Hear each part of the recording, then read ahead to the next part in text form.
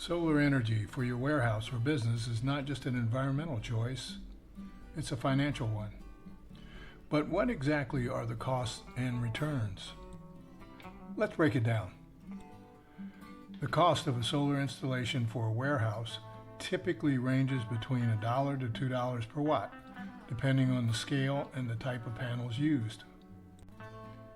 For a medium-sized warehouse, this could mean an initial investment of $150,000 to $500,000. Sound like a lot? Not if you consider tax credits, depreciation, federal and state grants and loans that offset a large amount or all of this cost. Now let's talk about savings. Business solar systems can reduce your electricity bills by 50% or more. Over the system's 30 to 40 year lifespan, solar will save your business hundreds of thousands of dollars. Potentially even more when factoring in energy rate increases over time.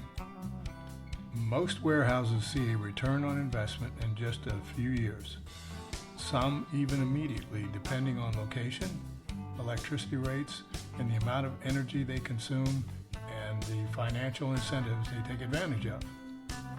After that payoff period, it's essentially free electricity for the life of the project. All of this makes solar energy one of the best investments for your warehouse, farm, winery, or storage facility.